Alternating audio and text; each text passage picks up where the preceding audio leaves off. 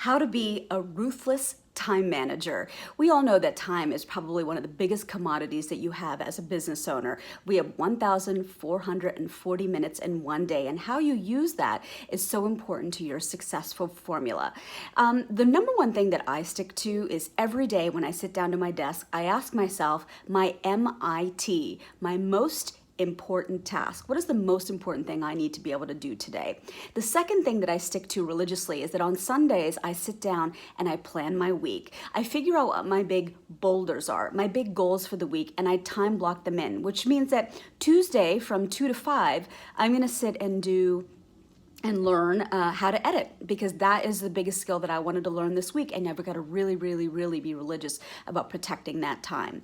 Number 3 is that I also sit down the night before and plan out the top 6 things that I'm going to do the next day and rank them in importance from 1 to 6. Obviously 6 isn't as important as number 1, but it's still something I need to get done. Saying that you're going to do 25 things in one day is probably setting yourself up for failure, but saying that you have 6 things that you know you can get done helps to help your brain just be able to wrap your head around it and not feel as overwhelmed.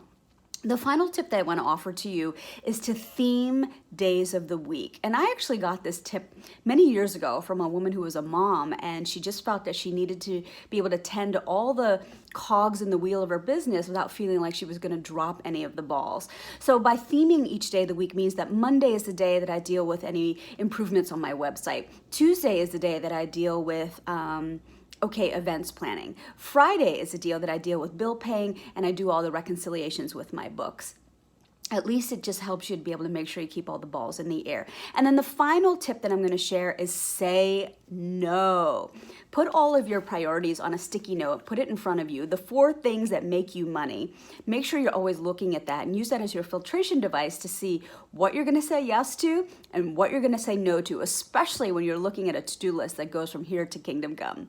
So those are my tips today for time management. We are featuring a virtual workshop on Thursday, and the topic is the art of negotiation, negotiating your self-worth. And we're going to offer you 6 tips and pieces of language that you can keep in your holster that you can deploy in real time when you're in a negotiation setting and you didn't really feel like you had command over the situation. We want you to have agency over the situation.